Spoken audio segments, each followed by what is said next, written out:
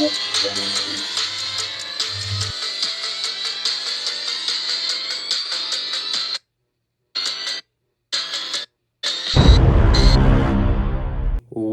is going on, everybody? It is your boy Amon's Toxic Gamble 331. Back at it with another review.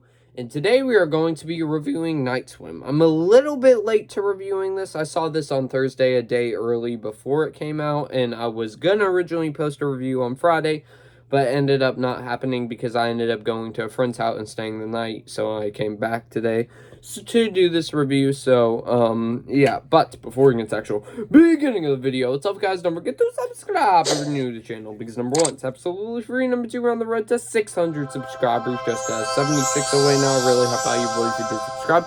Also, if you missed my previous toxic movie reviews I've done in the past, they're on a playlist on my YouTube channel if you'd like to check that out. Also, don't forget to like the video if you do like my toxic movie reviews, because let me know that you do like them and help with the YouTube algorithm recommend the video more. And do feel free to comment your thoughts on Night Swim down below. But before we get into the actual review itself, let's give a quick plot synopsis, shall we? So transition and Shazam! Forced into early retirement by a degenerative illness, former baseball player Ray Walker moves into a new house with his wife and 2 children. He hopes that the backyard swimming pool will be fun for the kids and provide physical therapy for himself. However, a dark secret from the home's past soon unleashes a malevolent force that drags the family into the depths of the inescapable horror. Alrighty then, so this was the first movie of the year that has been released. It is right now my favorite movie of the year and least favorite movie of the year. Because there's no other movies that come out. Anyways, this is Blumhouse's newest movie, and January is known to be a month that isn't good for movies, especially horror movies. There's been some pretty bad ones over the years.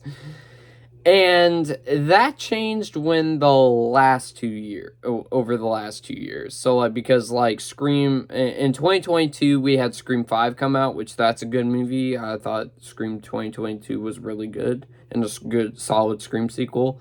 And then last year, we had Megan, which Megan was a lot of fun. So, yeah, and when I heard Blumhouse was doing another one, I was like, okay, maybe it can be good. So, with that being said, guys, let's just go into the actual review itself. And also, walking into this one, I was expecting it to be pretty bad. So, let's see where my out of the theater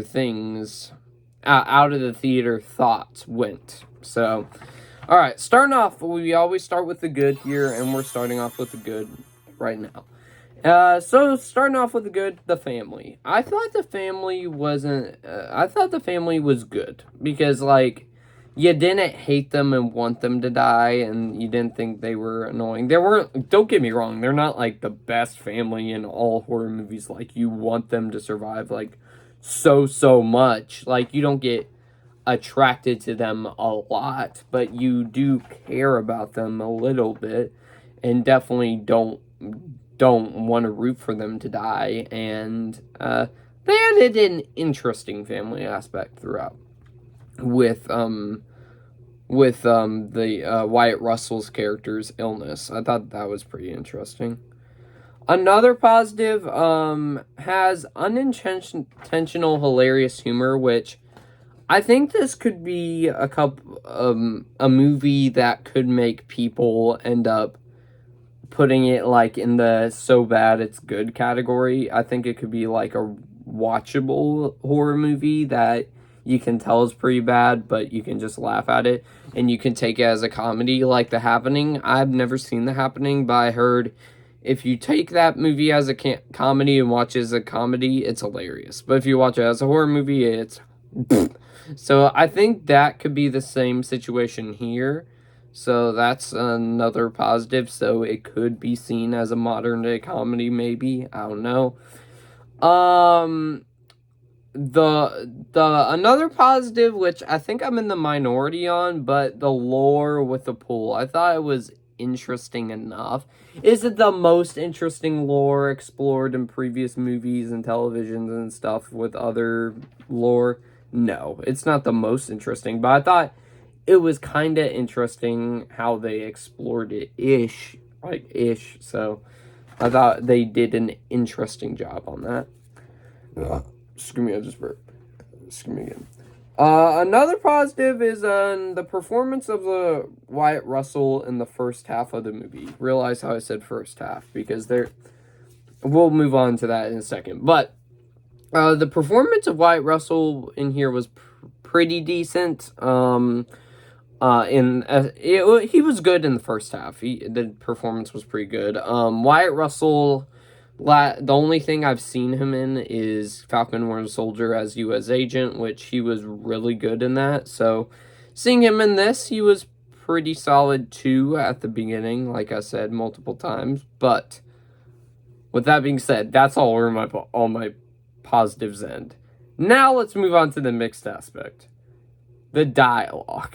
Like, again, sort of bringing back the situation where it's unintentionally funny. I feel as if we didn't take this as a horror movie and took this by the dialogue of the horror movie or whatever, it would be bad. Like, the dialogue would be trash. But if it's a comedy, it's kind of funny. So there's some dialogue moments where you go, that was pretty decent enough, I guess. But then there's some moments where it's weird, especially in the third act, when I'm not going to go into specific spoilers here, but when things start to happen inside the house with a certain character, I thought some of the dialogue that they made them say was weird, but it was kind of funny at the same time.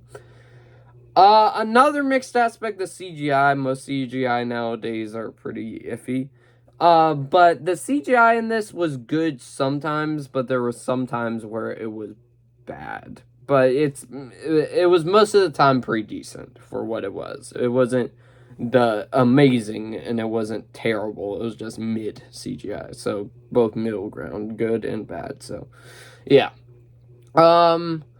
Another mixed is the looks for the ghosts. I think that some of the ghosts kind of looked cool, but then again, they do have a generic look to them. So there's my mixed aspect. And then the final mixed aspect, Wyatt Russell's previous background. So before, I'm not going to go into full spoilers here, but basically, his character had a previous background with something, and how they explore it, and he tries to is starting to go back to that previous love, which that was interesting enough, I guess, but they do a lot of weird turns with it. So it goes into the mixed section. So it goes there. Now, moving on to the bad. The predictability. This is very predictable horror movie where you can see where it's going. I mean, especially predictable PG-13 horror movie. You pretty much know where all the movie's gonna go beat for beat, I'm pretty sure. So that's one negative, which I hate predictability nowadays. Sometimes it works, like Blue Beetle. I thought the predictability was pretty, that fit the movie because it was first movie, so. But, yeah, the predictability in this one.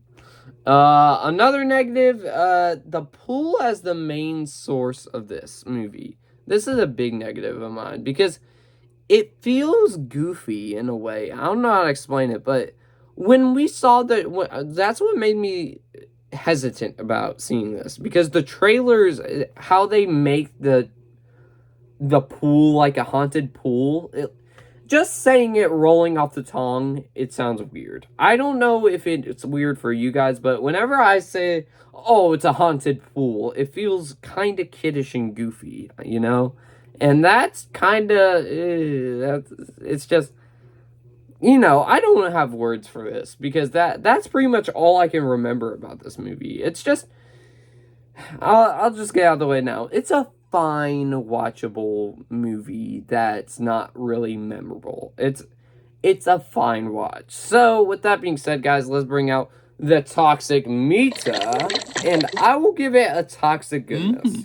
And I'll tell you why I give it Toxic Goodness and not Toxic Disappointment is because I was not expecting this movie to be disappointing, and however, I enjoyed it a lot more than I thought I was gonna be, but not by so I can't put it into Toxic Disappointment, and I can maybe put it in between, but I can't really put it in between either because it wasn't disappointing. It was surprising. I enjoyed it, but is it good? I don't know. But, yeah, that's pretty much it. And if you're wondering why I give it in a letter score, I'd probably give it... I have to really think about this one because I'm struggling to remember things, but...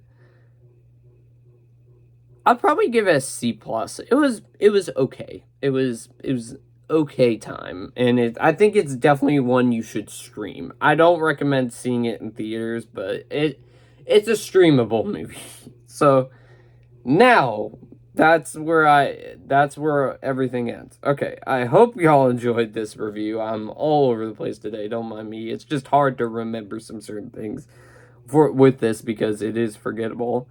But before we get to actual ending of the video itself, guys, don't forget to subscribe if you're new to the channel because number one, it's absolutely free.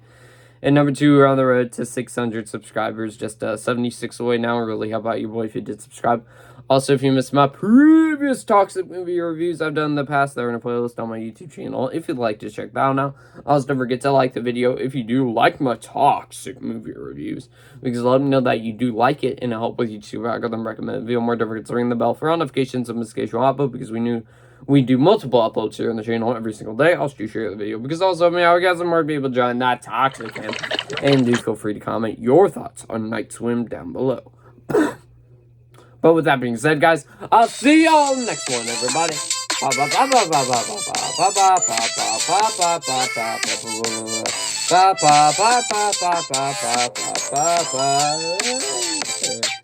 Peace out.